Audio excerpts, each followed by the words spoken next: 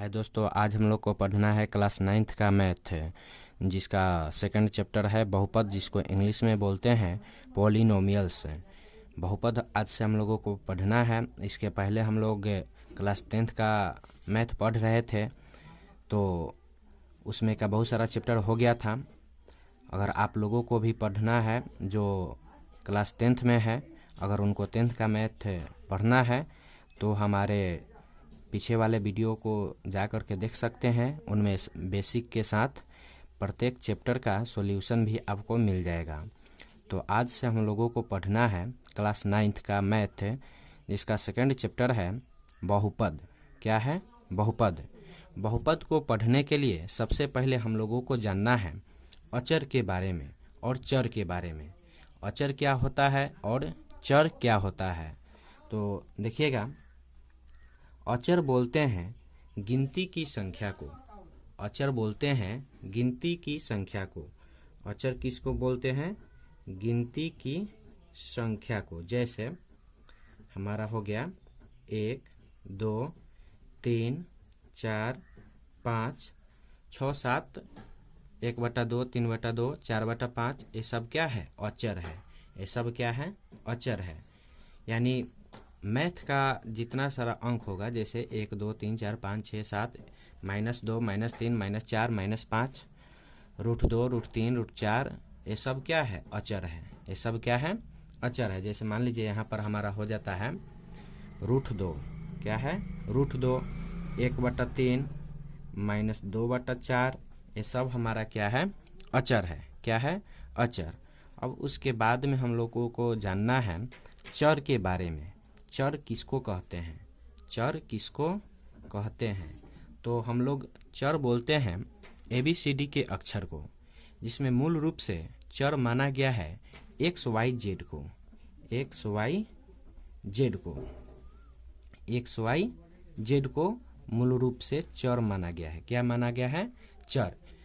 ऐसे जहाँ पर हम लोगों को XYZ नहीं भेटाएगा, अगर मान लीजिए ABC भेटा जाए, A भेटा जाए, B भेटा जाए, C भेटा जाए, और वहाँ पर इसी के रूप में रहेगा तो हम इसको चर मानेंगे।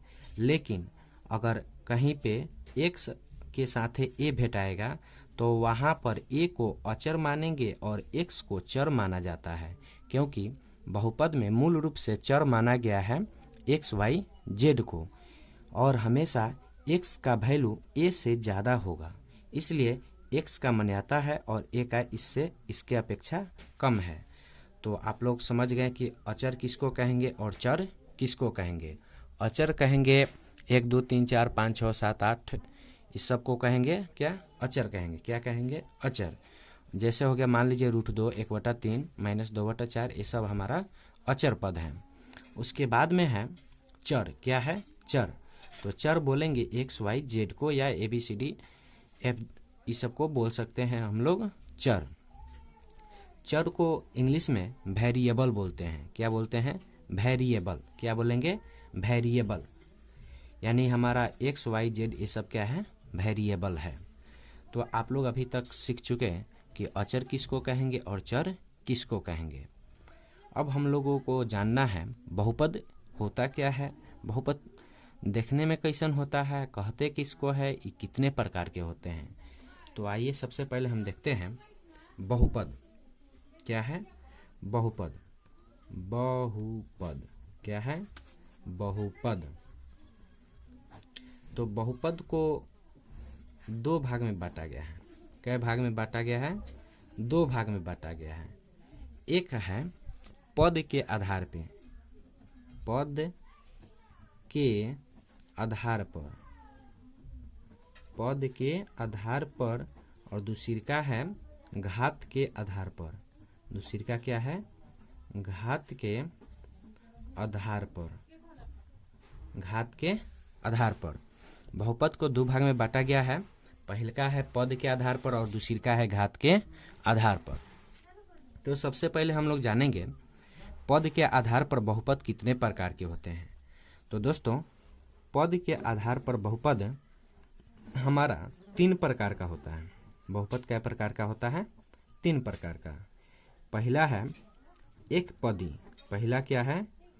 एक पदी, दूसरिका है द्विपदी, दूसरिका क्या है द्विपदी, और तीसरिका है त्रिपदी, तीसरिका क्या है त्रिपदी। पद के आधार पर बहुपद हमारा हो गया 3 प्रकार के। पहलका है एक पदी, दूसरिका है द्विपदी, तीसरिका है त्रिपदी। यानी कहने का मतलब है बहुपद जो हम लोगों को क्वेश्चन में भेटाएगा, अगर उसमें एक पद होगा, कितने पद होंगे, एक पद होंगे तो उसे एक पदी कहेंगे, 2 पद होगा तो द्विपदी कहेंगे, 3 पद होगा तो त्रिपदी कहेंगे। एक पदी को इंग्लिश में मोनोमियल बोलते हैं। क्या बोलते हैं? मोनोमियल्स। क्या बोलेंगे? मोनोमियल्स। क्या बोला जाएगा? मोनोमियल्स। यहाँ पर है आपका स्पेलिंग MONOMIALS, मोनोमियल्स। क्या हो जाएगा? मोनोमियल्स। उसके बाद में इसको बाइनोमियल्स बोलते हैं। क्या बोलते हैं? बाइनोमियल्स। BINOMIALS, binomials. उसके बाद में है हमारा बहुपद ट्राइनोमियल्स। क्या है? ट्राइनोमियल्स। त्रिपदी को इंग्लिश में ट्राइनोमियल्स बोलते हैं। क्या बोलते हैं? ट्राइनोमियल। क्या बोलेंगे? ट्राइनोमियल। TRINOMIALS, trinomials. क्या बोलेंगे? ट्राइनोमियल्स। त्रिपदी को क्या बोलेंगे? ट्राइनोमियल्स। एक बार और आप ध्यान से देखिएगा। एक पदी को बोलेंगे मोनोमियल्स, द्विपदी को बोलेंगे बाइनोमियल्स, त्रिपदी को बोलेंगे ट्राइनोमियल्स। अब हम लोग जान गए कि बहुपद हमारा 2 प्रकार के हैं। कितने प्रकार के हैं? 2 प्रकार के। पहला है पद के आधार पे और दूसरा है घात के आधार पर। तो पद के आधार पर देखे हैं कि बहुपद हमारा 3 प्रकार के हैं। पहला है एक पदी, जिसको इंग्लिश में मोनोमियल्स बोलते हैं। उसके बाद में है हमारा द्विपदी। क्या है? द्विपदी, जिसको इंग्लिश में बाइनोमियल्स बोलते हैं। उसके बाद में है त्रिपदी। क्या है? त्रिपदी, जिसको इंग्लिश में बोलेंगे ट्राइनोमियल्स। तो ये था हमारा पद के आधार पर प्रकार। अब हम लोग जानेंगे एक पदी बहुपद होता कैसन है, इसका व्यापक रूप कैसन होता है, ये देखने में कैसा होता है। तो आपको नाम से ही स्पष्ट हो रहा होगा।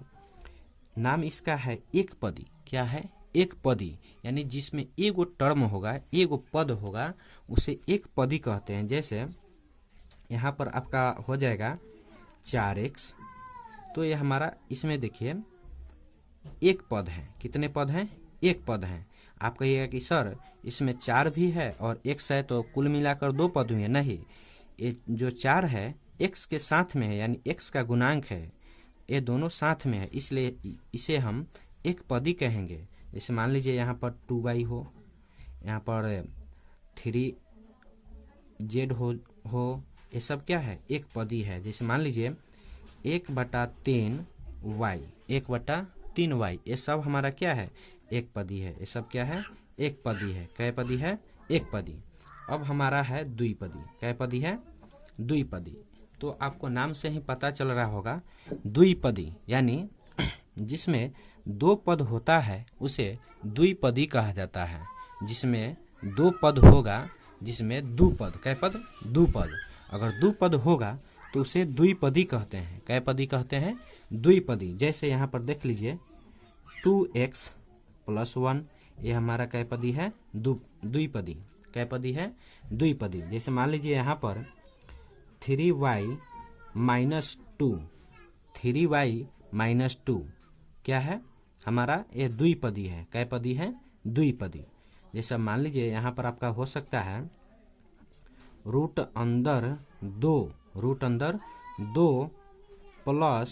y, √2 + y, तो ये हमारा क्या है? द्विपदी बहुपद है। कै पदी है? द्विपदी, यानी बाइनोमियल्स है।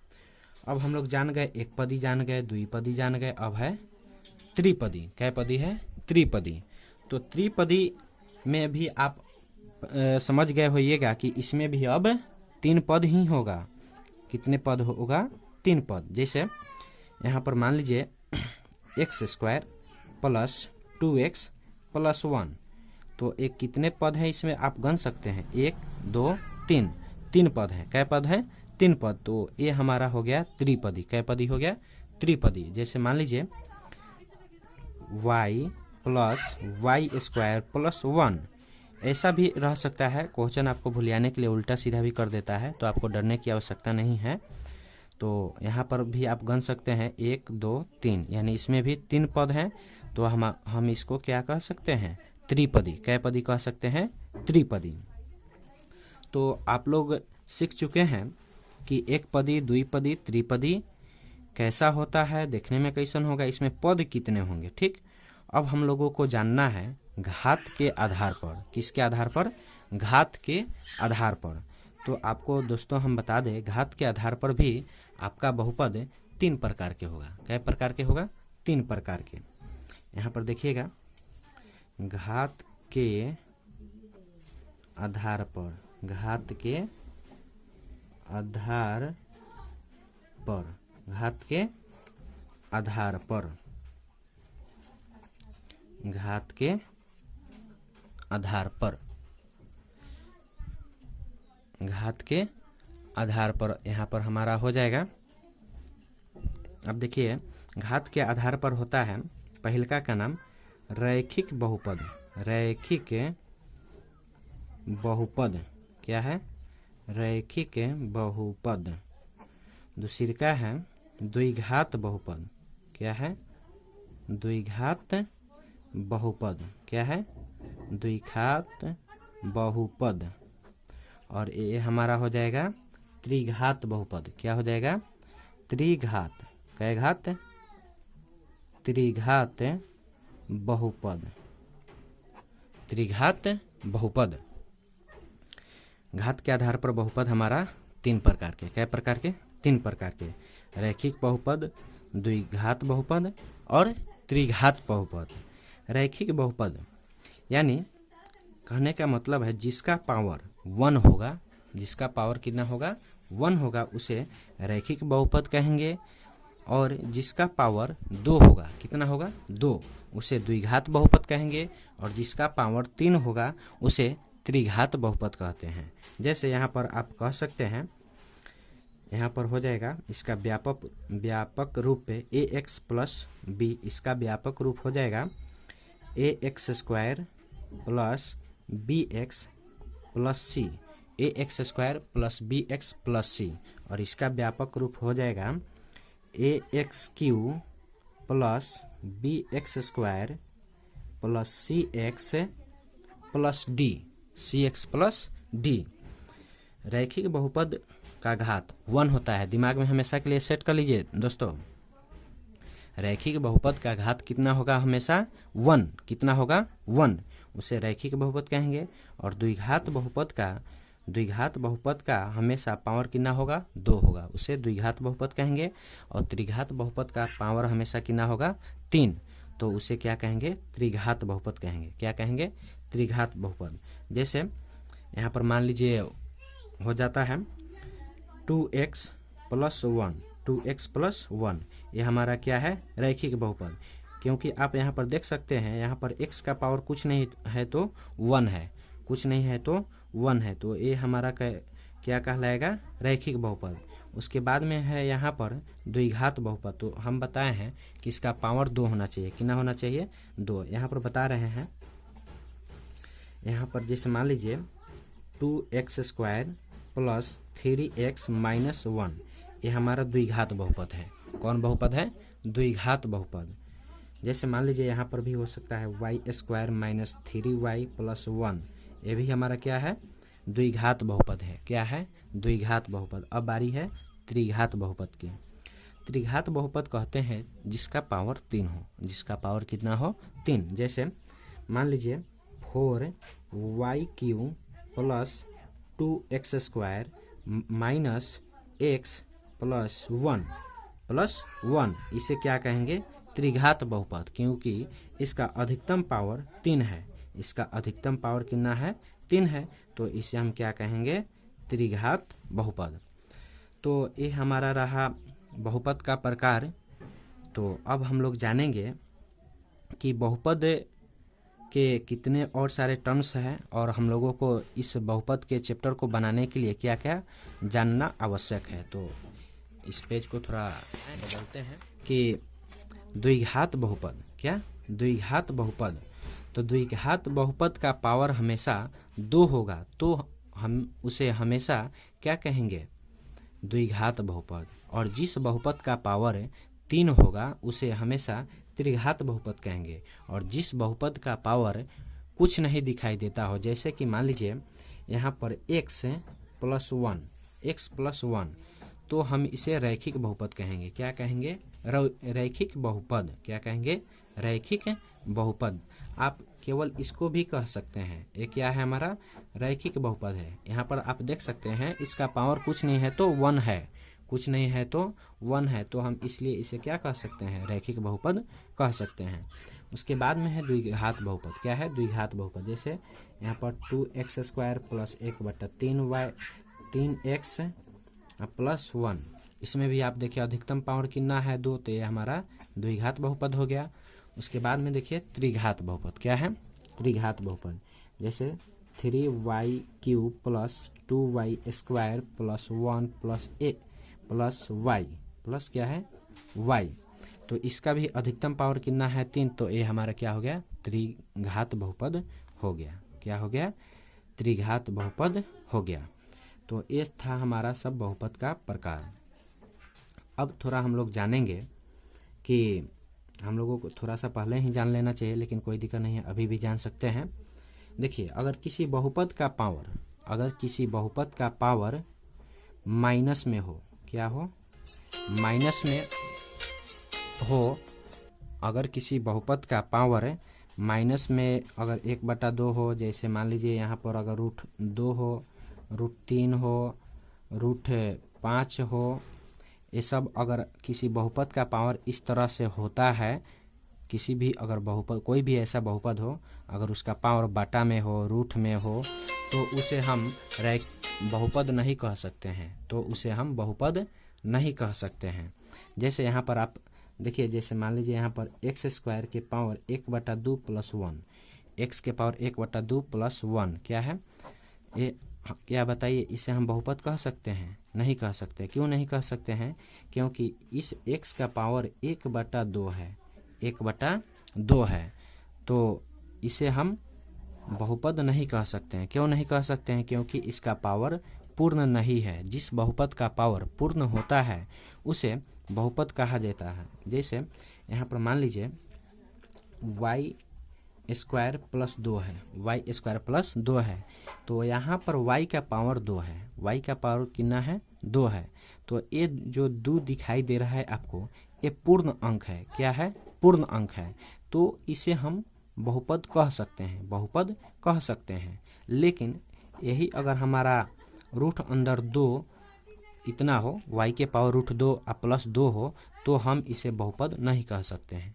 क्यों नहीं कह सकते हैं, क्योंकि ये जो √2 है, यह पूर्ण अंक नहीं होता है, यह पूर्ण अंक नहीं होता है, इसलिए हम इसे बहुपद नहीं कह सकते हैं।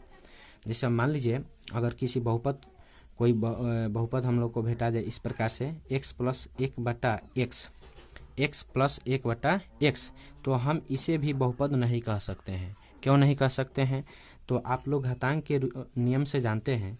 जैसे एक फार्मूला आप लोग घातांक का पढ़े होइएगा, 1/a के पावर n, 1/a के पावर n, तो ये ऊपर में जाता है तो क्या हो जाता है, a इन्वर्स n, यानी नीचा से जब ऊपर जाता है तो इसका पावर माइनस में हो जाता है। तो इसी प्रकार से x प्लस x इन्वर्स 1 हो गया, तो यहाँ पर देखिए तो इसका पावर क्या हो गया, माइनस हो गया, जो कि हमारा पूर्ण अंक नहीं, इसलिए हम क्या कहेंगे, इसे बहुपद नहीं है।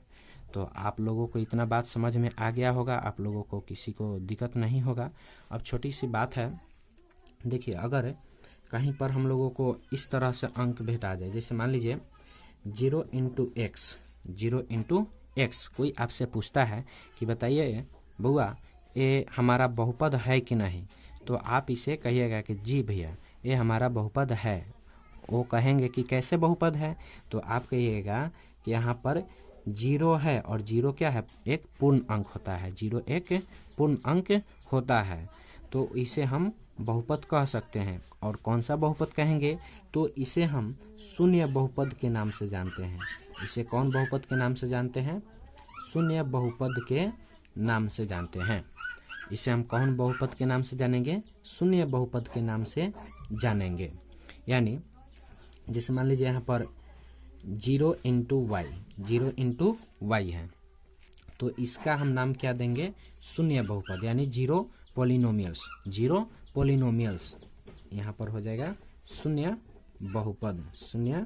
बहुपद, इसमें किसी को दिक्कत नहीं होगा। तो आइए देखते हैं नेक्स्ट बात। अब देखिए, अगर कहीं पर आपको क्वेश्चन भेटाता है और कहता है निम्नलिखित के गुणांक बताएं, जैसे यहाँ पर छोटा सा बात देखिए, आप लोगों को बताया है द्विघात बहुपद का व्यापक रूप क्या होता है, ax square plus B X plus C, X square plus B X plus C. तो आप हमेशा के लिए सीख लीजिए, एक्स स्क्वायर के गुणांक को a कहते हैं, x के गुणांक को b कहते हैं और c को अचर पद कहते हैं। c को क्या कहते हैं, अचर पद। एक्स स्क्वायर के गुणांक को a कहते हैं, x के गुणांक को b कहते हैं और c को अचर पद कहते हैं। आप लोगों को याद रहेगा, हमेशा याद ही रखिएगा, बहुत ही महत्वपूर्ण बात है आप लोगों के लिए। क्वेश्चन में आपको अटका देता है इसी सब बात के लिए, तो आप हमेशा दिमाग में बैठा लीजिए, एक्स स्क्वायर के गुणांक को a कहते हैं, x के गुणांक को b कहते हैं और c को अचर पद कहते हैं। जैसे एक क्वेश्चन है छोटा सा, 2x square plus x plus 1, इसमें कहेगा एक्स स्क्वायर का गुणांक बताएं। किसका गुणांक बताएं, एक्स स्क्वायर का गुणांक। तो छात्रों आप देखिए, एक्स स्क्वायर के बगल में कितना है, 2 है, कितना है, 2 है, और इसके बीच में कुछ का चिन्ह नहीं होता है ना, तो गुना का चिन्ह होता है। तो एक्स स्क्वायर के बगल में कितना है, 2 है, तो हमारा एक्स स्क्वायर का गुणांक कितना हो जाएगा, 2 हो जाएगा। कितना हो जाएगा, 2 हो जाएगा। अगर इसी में आपसे पूछता है कि बताइए आप एक्स का गुणांक कितना है, तो बताइए इस जो एक्स आपको दिखाई दे रहा है इसके बगल में कुछ नहीं रहता है ना, तो 1 छुपा रहता है हमेशा। अगर x के बगल में कुछ दिखाई न देवे तो आप हमेशा समझिएगा कि यहाँ पर 1 नुकाया हुआ है। तो यहाँ पर x का गुणांक कितना हो जाएगा, 1। x का गुणांक कितना हो जाएगा, 1। जैसे एक छोटा सा और प्रश्न देखिए, यहाँ पर हो जाएगा आपका -3y square plus 1/2y plus 1, -3y square plus 1/2y plus 1। तो आप सबसे पहले ये देखिए ये बहुपद है कि नहीं। तो आप कहेंगे कि सर ये बहुपद नहीं लग रहा है, क्यों नहीं लग रहा है, नहीं। तो अगर आप ऐसा सोचते हैं तो गलत है। तो फिर आप कहिएगा कि नहीं सर कैसे, क्योंकि इसका गुणांक बाटा में है। तो नहीं, हम आपको बताए हैं अगर किसी बहुपद का पावर हम ऊपर वाले को पावर बोलते हैं, क्या बोलते हैं, पावर, और नीचे वाले को बेस बोलते हैं, तो हमको ऊपर से मतलब है। तो ये जो y का पावर 2 है ये हमारा पूर्ण अंक है, क्या है, पूर्ण अंक है, इसलिए इसे हम बहुपद कहेंगे। और जब ये बहुपद है तो हमसे क्वेश्चन पूछेगा कि बताइए छात्रों कि y स्क्वायर का गुणांक कितना है, y स्क्वायर का गुणांक कितना है। तो आप बताइए y स्क्वायर के बगल में कितना बैठा हुआ है, -3। तो आप चुपचाप कहिएगा कि सर y स्क्वायर का गुणांक -3 है, y स्क्वायर का गुणांक कितना है, -3 है। अगर आपसे कोई कहे कि बउआ आप पढ़ते हैं क्लास 9th में, तो थोड़ा बताइए इसमें y का गुणांक आपको कितना दिखाई दे रहा है, तो बस नॉर्मल है कहिएगा क्या है, बहुत आसान है। देखिए ना y का गुणांक कितना है, 1/2 है, बस यही आपको क्वेश्चन मिलेगा। तो इतना सारा अगर आप बात सीख चुके हैं तो आप आसानी तरीका से इस चैप्टर को डील कर सकते हैं, यानी बहुपद के फर्स्ट चैप्टर को आप बना सकते हैं। एक छोटा सा और बात देख लीजिए, अगर आपको क्वेश्चन में इस प्रकार से देगा, जैसे कहेगा कि निम्नलिखित बहुपदों की जांच करें कि कितने पदी हैं, निम्नलिखित बहुपदों की जांच करें कि कितने पदी हैं। जैसे हम यहाँ पर क्वेश्चन दे रहे हैं, देखिएगा x + 1 x square plus 2x plus 1, इसमें कहेगा कि बताइए यह जो बहुपद है ये कितने पदी हैं। तो इसमें बताइए एगो दूगो है, तो ये द्विपदी हो जाएगा। कै पदी, द्विपदी, बस हमारा आंसर हो गया, बन गया। अब कहेगा कि बताइए ये कितने पदी हैं, तो गण लीजिए, एगो दूगो तीन गो, तो तीन गो पद है, तो इसे कहेंगे क्या, यह त्रिपदी है। क्या पदी है, त्रिपदी है। बस हमारा क्वेश्चन बन गया छात्रों, बस एकदम यही हमारा बात था। अगर किसी क्वेश्चन में हम लोगों को इस प्रकार से दिखाई देता है, अगर क्वेश्चन में कहेगा कि आप बताइए यहाँ पर वाई स्क्वायर प्लस 1 यह कई घाती बहुपद है, कितने घाती बहुपद है, तो आप बस देखिए ना, इसका घात कितना है, 2 है। कितना है, 2 है। तो इसे हम क्या कहेंगे, द्विघात बहुपद कहेंगे। क्या कहेंगे, द्विघात बहुपद। तो देखिए, आइए देखते हैं अपने चैप्टर का क्वेश्चन, चैप्टर में कैसा क्वेश्चन है और क्या कह रहा है हम लोगों का क्वेश्चन कह रहा है क्या, निम्नलिखित व्यंजकों में कौन कौन एक चर में बहुपद है। निम्नलिखित व्यंजकों में कौन कौन एक चर में बहुपद है और कौन कौन नहीं है, कारण के साथ अपने उत्तर दीजिए। कारण के साथ अपने उत्तर दीजिए। पहला क्वेश्चन देखिए, पहला क्वेश्चन है 4x² - 3x + 7 तो पहला क्वेश्चन जो है हमारा, पहला क्वेश्चन हो गया 4x² - 3x + 7। तो क्वेश्चन में क्या बोला है, निम्नलिखित व्यंजकों में कौन कौन एक चर में बहुपद है। तो ये देखिए, तो इसमें एक ही चर है, यानी बोले तो इसमें ABCD का अक्षर एक ही दिखाई दे रहा है। यहाँ पर भी x है और यहाँ पर भी x है। और क्वेश्चन में क्या बोला है कि एक चर में बहुपद है, तो यह हमारा बहुपद है, यह बहुपद हमारा है। आप कहिएगा कि कैसे है, तो यहाँ पर आप देखिए x का पावर कितना है, 2 है, और 2 जो है यह पूर्ण संख्या है। क्या है, पूर्ण संख्या। तो 2 हमारा पूर्ण संख्या है, इसलिए यह हमारा बहुपद है। नेक्स्ट क्वेश्चन देखिए, 2 नंबर क्वेश्चन है y² + √2 y² + √2। तो यहाँ पर भी इसमें देखिए एक ही चर है, यानी सिर्फ y है, और y का पावर कितना है, 2 है, और ये 2 हमारा क्या है, पूर्ण संख्या है। तो ये भी हमारा बहुपद है, बहुपद है। चलिए नेक्स्ट देखिए क्वेश्चन 3 नंबर है 3√t + t√2 तो हम आपको पहले ही बताए थे कि अगर कोई बहुपद का संख्या रूट में होगा, यानी चर हमारा रूट में होगा, तो वो हमारा बहुपद नहीं होगा। जैसे यहाँ पर देखिए, रूट अंदर t है, रूट अंदर क्या है, t है, तो t जब रूट के अंदर है तो ये हमारा बहुपद नहीं होगा, क्योंकि यह एक, आप लोग जानते हैं रूट का मान क्या होता है, 1/2। रूट का मान कितना होता है, 2। रूट का मान कितना होता है, 1/2। तो यहाँ पर अगर इसको हम बाहर निकालते हैं तो 3 और t का पावर 1/2 + t√2। तो यहाँ पर इसका पावर तो पूर्ण नहीं है, इसलिए हमारा बहुपद ए नहीं है। आया समझ में। देखिए बस ये हो गया हमारा आंसर। कितना आसान प्रश्न है। 4 नंबर देखिए, 4 नंबर है y + 2/y y + 2/y। तो आपको हम पहले ही बताए हैं कि अगर बाटा में भी होगा तो हमारा बहुपद नहीं होगा। क्यों, तो देखिए यहाँ पर y + 2 y इन्वर्स 1 हो जाएगा, जबकि यहाँ पर यह हमारा क्या नहीं है, पूर्ण संख्या नहीं है, तो हमारा ये बहुपद नहीं है, बहुपद नहीं है। चलिए 5 नंबर देखिएगा, 5 नंबर है x के पावर 10 + y के पावर 3 + t के पावर 50 तो ये देखिए, तो एक चर में नहीं है, यहाँ पर x है, यहाँ पर y है, और यहाँ पर क्या है, t है, यानी तीनों 3 किस्म का है, इसलिए ये भी हमारा बहुपद नहीं है। चलिए अब नेक्स्ट क्वेश्चन देखते हैं कि नेक्स्ट क्वेश्चन हमारा क्या बोल रहा है। नेक्स्ट क्वेश्चन कह रहा है, देखिएगा ध्यान से आप, नेक्स्ट क्वेश्चन बोल रहा है निम्नलिखित में से प्रत्येक में x² का गुणांक लिखिए। निम्नलिखित में से प्रत्येक में x² का गुणांक लिखिए। x² का क्या लिखना है, गुणांक लिखना है। तो देखिए कितना आसान प्रश्न है। हमारा x² का गुणांक लिखना है, तो यहाँ पर आप देख सकते हैं